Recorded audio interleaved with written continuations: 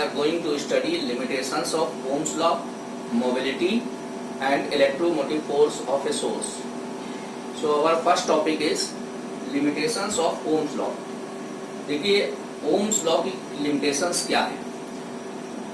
जो हमारे ohmic conductors होते हैं, बेसिकली मेटल्स, वो under the low temperature Ohm's law को फॉलो करती हैं, और जो कंडक्टर्स ओम्स लॉ को फॉलो करते हैं उनके लिए वोल्टेज और करंट के बीच में जो ग्राफ होता है एक इंक्लाइंड स्ट्रेट लाइन होगा।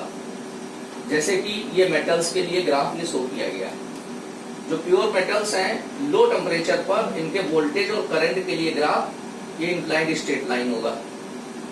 इसी तरीके से जो हमारे इलेक्ट्रोलाइट सॉल्यूशंस हैं, जैसे कॉपर सल्फेट सॉल्यूशन है विद कॉपर इलेक्ट्रोड, ये भी ओम्स लॉ को फॉलो करेंगे, तो इनके लिए भी V और I के बीच में ग्राफ इंक्लाइंड स्ट्रेट लाइन होगा।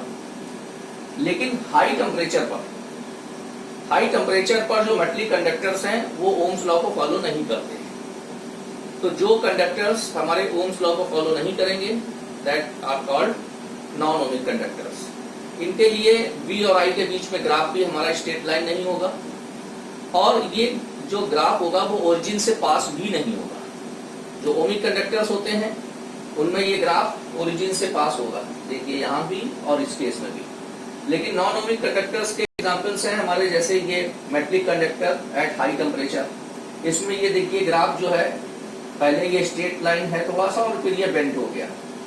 इसी तरीके से दूसरा एग्जांपल है वाटर वोल्ट मीटर का। इसमें देखिए ये ग्राफ आपका जो है ओरिजिन से पास नहीं हो रहा है। तीसरा एग्जांपल है PN junction diode. PN junction diode के लिए भी अभी हम लोग सेमीकंडक्टर डिवाइसेस में इसको स्टडी करेंगे आगे चल करके। पीएन जंक्शन डायोड के लिए भी वोल्टेज और करंट के बीच में ये जो ग्राफ प्लॉट किया गया है ये स्ट्रेट लाइन नहीं होता है। ये आपका फॉरवर्ड बायस का ग्राफ है और ये रिवर्स बायस है। फॉरवर्ड बायस, रिवर्स बायस फिर हम लोग आगे जब सेमीकंडक्टर को स्टडी करेंगे तब देखेंगे। बेसिकली यहाँ पर हमें सिर्फ इतना देखना है कि वोल्टेज और करंट के बीच में ग्राफ जो है इनका स्ट्रेट लाइन नहीं होता है। इसके अलावा हमारे एक और सब्सटेंस होते हैं सुपर कंडक्टर, और सुपर कंडक्टिविटी क्या होता है उसको भी यहाँ पर डिस्कस कर देना चाहेंगे। There are certain metals and alloys for which resistivity becomes zero when they are cooled up to a certain temperature. These substances are known as superconductor, and the phenomena exhibited by these substances is known as superconductivity. कुछ metals और alloys हमारी ऐसी होती हैं जिनका जब हम temperature down करते हैं तो उनका रेजिस्टेंस या रेजिस्टिविटी क्या होती है, जीरो हो जाती है अचानक। जैसे मरकरी है, मरकरी का टेम्परेचर अगर हम 4.2 केल्विन तक ड्रॉप कर देंगे तो उसकी रेजिस्टिविटी क्या हो जाती है, जीरो हो जाती है। तो ऐसे जो मटेरियल्स होते हैं उनको हम सुपर कंडक्टर कहते हैं, और वो जो फिनोमेना ये शो कर रहे हैं इसको हम सुपर कंडक्टिविटी बोलते हैं। अभी नॉर्मल टेम्परेचर पर सुपर कंडक्टिविटी किसी भी मटेरियल में नहीं मिली।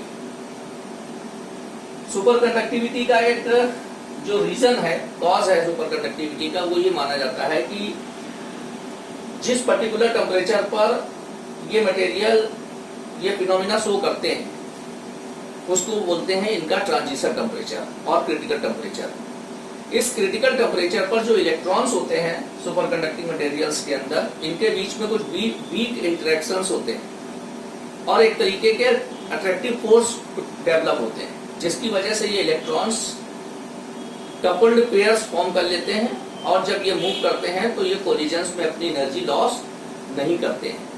तो जब इनकी एनर्जी लॉस नहीं होगी तो ये आराम से मूव करेंगे और करंट फ्लो हो सकती है, मतलब रेजिस्टेंस क्या होगा, कम हो जाएगा। तो ये एक सुपर कंडक्टिविटी का कॉज माना जाता है। अब बात करते हैं नेक्स्ट टॉपिक मोबिलिटी की।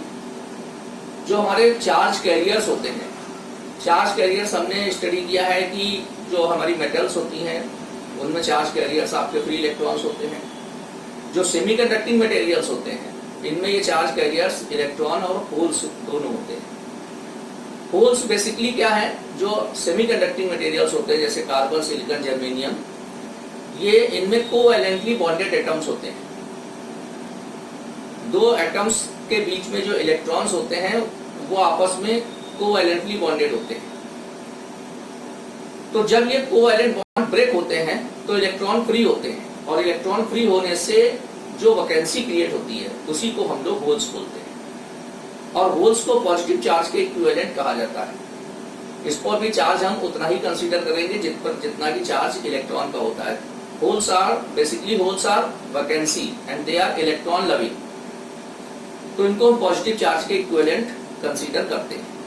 और सेमीकंडक्टिंग मटेरियल्स में जो करंट फ्लो होती है वो ये कहा जाता है कि इलेक्ट्रॉन और होल्स की वजह से होती है। तो दोनों ही यहाँ पर चार्ज कैरियर्स होते हैं।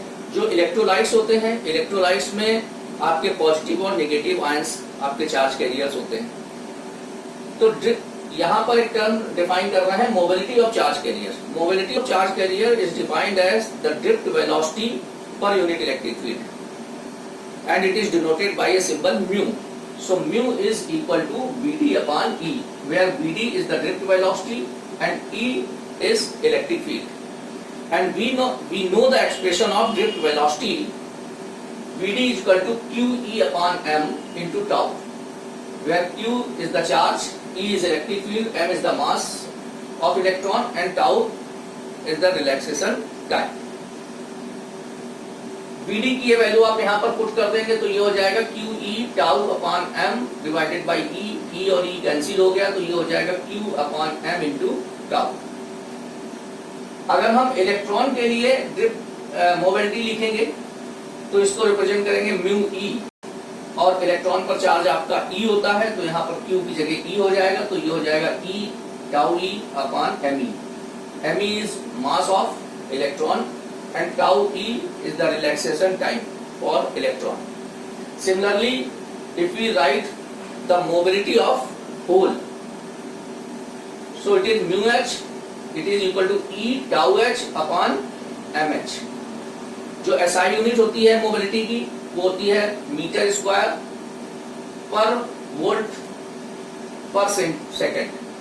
Practical unit centimetre square per volt per second, और 1 metre square per volt per second is equal to 10 to the power 4 centimetre square per volt per second. अब आपको पता है कि जो कंडक्टर होता है, कंडक्टर में जो करंट फ्लो होती है उसका ड्रिफ्ट वेलोसिटी से क्या रिलेशन होता है, I is equal to NE/AVD।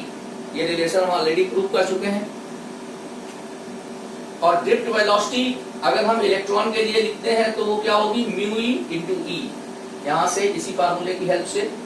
तो ये ड्रिफ्ट वेलोसिटी की वैल्यू हम यहाँ पर सब्स्टिट्यूट कर देंगे, तो ड्रिफ्ट वेलोसिटी की जगह इसको सब्स्टिट्यूट करने पर करंट का ये जो एक्सप्रेशन है वो मोबिलिटी के टर्म्स में आ गया। इसी तरीके से अगर हम यही फार्मूला करंट का सेमीकंडक्टर के लिए मेंशन करेंगे तो करंट सेमीकंडक्टर में इलेक्ट्रॉन और होल दोनों की वजह से होती है, तो इसकी जो टोटल करंट लिखी जाएगी current through the semiconducting material I is equal to IE plus IH. IE is current due to electron and IH is current due to the flow of holes. तो IE इसी जगह से expression लिखा जाएगा NE/AVE। ये हो गया आपका VE इलेक्ट्रॉन की ड्रिफ्ट वेलोसिटी है इस जगह से, और N number of electrons in the semiconducting materials. Similarly, IH को भी यहाँ से इस फॉर्मूले की हेल्प से लिख सकते हैं PeAVH. VH is the drift velocity of hole and P is the number of holes in the semiconducting material. इसके बाद यहाँ से VE और VH की वैल्यू आप इसी फॉर्मूले को यूज करते हुए लिख सकते हो, तो VE हो जाएगा यहाँ पर इसी फॉर्मूले से म्यू E इंटू E, और जब ये हम होल के लिए लिखेंगे तो ये VH की वैल्यू हो जाएगी mu H into E। Here mu H is the mobility of hole and mu E is the mobility of electron। अब इन दोनों में अगर हम देखें तो E A और कैपिटल E ये कॉमन है, तो E A capital E common हो गया, ब्रैकेट में हो गया mu N mu E plus P mu H। We know from the Ohm's law I is equal to V upon R। V is equal to होता है EL, potential gradient वाले concept से जानते हैं हम लोग कि अगर सपोज हमारे पास एक कंडक्टर L है और उसके एंड के अक्रॉस पोटेंशियल डिफरेंस V है, तो जो और उसके अंदर इलेक्ट्रिक फील्ड आपकी होगी E, तो V इज इक्वल टू होगा EL। और रेजिस्टेंस का ये भी फार्मूला ऑलरेडी हमें पता है, रो L अपॉन A। यहाँ पर L से L कैंसिल हो जाएगा, तो ये हो जाएगा EA upon row. Hence from equation 1 ये I की वैल्यू यहाँ पर पुट कर देंगे, तो ये हो जाएगा EA upon rho equal to EAE bracket में N mu E plus P mu H। E और A यहाँ कैंसिल हो जाएगा, तो यहाँ पर बचेगा 1 upon rho equal to small e bracket में N mu E plus P mu H। और 1 अपॉन रो क्या होता है? Electrical conductivity. तो ये इलेक्ट्रिकल कंडक्टिविटी के लिए आपका फॉर्मूला आ गया। इलेक्ट्रिकल कंडक्टिविटी और मोबिलिटी का आपस में ये रिलेशन होता है। तो इस तरीके से हमने मोबिलिटी के लिए एक्सप्रेशन निकाला, इंपॉर्टेंट डेरिवेशन है, अक्सर एग्जाम में भी पूछा जाता है आपके। नेक्स्ट है हमारा article electromotive force. Electromotive force of the cell is defined as the energy supplied by an electric source for the motion of unit charge in the circuit including cell। कोई भी जो हमारा इलेक्ट्रिक सोर्स होता है, जैसे cell है या battery है, उसके थ्रू सर्किट में यूनिट चार्ज फ्लो करने के लिए जो एनर्जी सप्लाई की जाती है इंक्लूडिंग सेल, उसको हम सेल या बैटरी का इलेक्ट्रोमोटिव फोर्स बोलते हैं। It is also defined as the work done in carrying a unit charge in the circuit including cell. यहाँ पर हम बार बार एक वर्ड बोल रहे हैं, it is defined as the work done in carrying a unit charge in the circuit including cell. मतलब circuit में भी यूनिट चार्ज को फ्लो कराना और सेल के अंदर भी। इस पूरी प्रोसेस के लिए जो वर्क डन किया जा रहा है या सोर्स के थ्रू जो एनर्जी सप्लाई की जा रही है, that is called electromotive force. तो अगर कोई सोर्स है, उससे आप क्यू चार्ज को किसी सर्किट में इंक्लूडिंग सेल फ्लो कर रहे हैं, और इसके लिए उससे जो एनर्जी सप्लाई हो रही है या जो वर्क डन किया जा रहा है वो W है। तो जो EMF होगा उसको रिप्रेजेंट करेंगे E is equal to W upon Q। अब इसी में जब हम Q को 1 ले लेते हैं तो ये E इज इक्वल टू हो जाता है Q।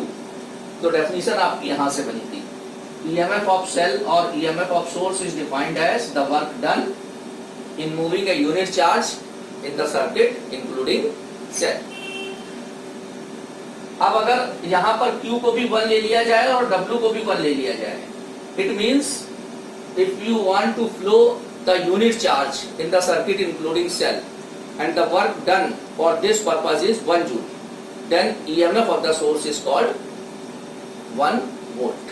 तो 1 वोल्ट आपका कितना EMF होता है, इसको आप यहां से डिफाइन कर सकते हैं। अब नेक्स्ट आर्टिकल हमारा है terminal potential difference. Terminal potential difference क्या होता है? जैसे हमारा एक इलेक्ट्रिक सर्किट है, उसमें डिफरेंट रेजिस्टेंसेस वगैरह लगे हुए हैं, या एक सेल है, उसको आपने सर्किट में कनेक्ट किया है और उस सेल से सर्किट में करंट फ्लो हो रही है। तो जब सेल से सर्किट में करंट फ्लो हो रही होती है, तो सेल की जो प्लेट्स होती है उनके अक्रॉस जो पोटेंशियल डिफरेंस होगा, that is called terminal potential difference. या फिर हम ये भी कह सकते हैं, terminal potential difference is also defined as the work done in moving a unit charge from one point to another point in the circuit। Circuit के किसी भी पार्ट में एक पॉइंट से दूसरे पॉइंट तक अगर आप यूनिट चार्ज को फ्लो कर रहे हैं, तो उसके लिए जो वर्क डन होगा, that is called terminal potential difference across that point of the circuit. और we can define terminal potential difference is the work done in moving a unit charge from one point of the circuit to another point of the circuit for the motion of 1 coulomb charge। अब यहां पर देखिए, इस चीज को हम explain कर रहे हैं। ये हमने एक सर्किट लिया हुआ है, यहां पर कुछ रेजिस्टेंसेस लगे हुए हैं और एक सेल लगी हुई है। सेल का जो ईएमएफ है वो ई हो गया, क्यू चार्ज आप इस सर्किट में फ्लो करा रहे हैं। टोटल जो एनर्जी इससे सप्लाई की जाएगी सेल से वो W हो गई, और जो एनर्जी इससे सप्लाई की जाएगी क्यू चार्ज फ्लो करने के लिए वो एनर्जी कंज्यूम कहाँ होगी, इस रेजिस्टेंस के क्रॉस कंज्यूम होगी, इसके क्रॉस कंज्यूम होगी और इसके क्रॉस कंज्यूम होगी। तो suppose W1, W2 and W3 are the consumed energy across these resistances.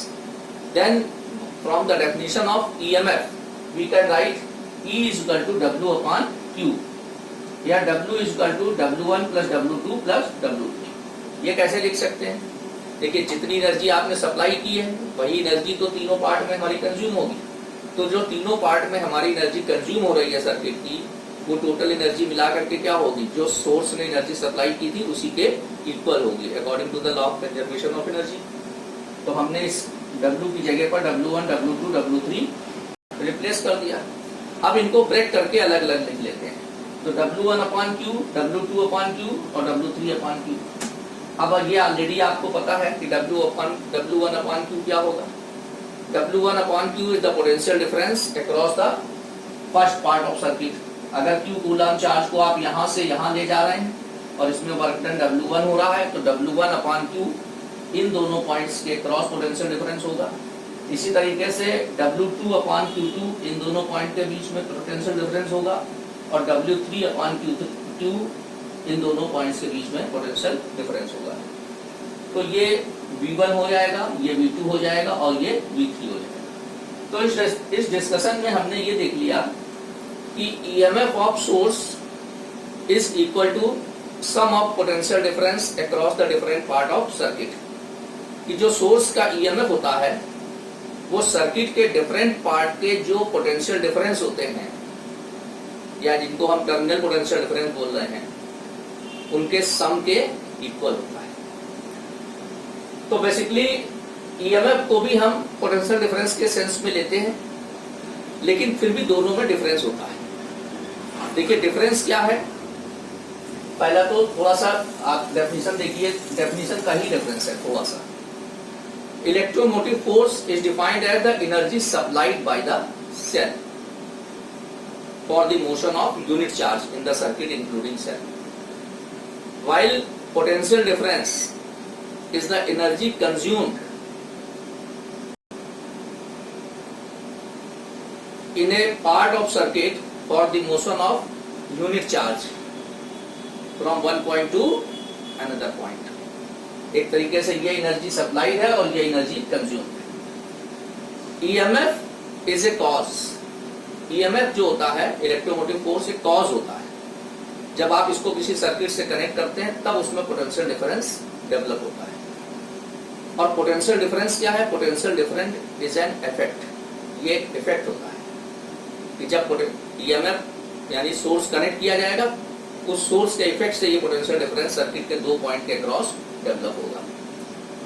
जो EMF होता है इसका कोई इलेक्ट्रोस्टैटिक ओरिजिन नहीं है, ये मतलब नॉन इलेक्ट्रोस्टैटिक ओरिजिन का है। ये उस कंडीशन में भी प्रेजेंट होता है जब सर्किट आपका ओपन होता है, लेकिन पोटेंशियल डिफरेंस जब आप सर्किट को क्लोज करेंगे, मतलब ये सोर्स अगर यहाँ पर है, इस सोर्स को जब आप कनेक्ट करेंगे तब आपका A और B पॉइंट के क्रॉस या B और C पॉइंट के क्रॉस या C और D पॉइंट के क्रॉस एक पोटेंशियल डिफरेंस डेवलप होगा। EMF एक्सटर्नल सर्किट के रेजिस्टेंस पर डिपेंड नहीं करता है। तो ये कुछ बेसिक डिफरेंसेस हैं जो हमारे EMF और पोटेंशियल डिफरेंस में होते हैं। अगर हम एक सोर्स है उससे करंट हम ड्रॉ कर रहे हैं, तो जो पोटेंशियल डिफरेंस है, टर्मिनल पोटेंशियल डिफरेंस की वैल्यू हमेशा सेल के EMF से कम ही होगी। या अपोजिट वर्ड्स में हम क्या कहेंगे कि जो EMF होता है सेल के का जो EMF होगा वो पोटेंशियल डिफरेंस से ज्यादा होगा जब हम सेल या कोई भी सोर्स है उससे करंट ड्रॉ कर रहे हैं। तो ये कुछ आपके बेसिक डिफरेंसेस थे between EMF and terminal potential difference. तो ये आज हमारा आज का ये टॉपिक कंप्लीट हुआ। Thank you.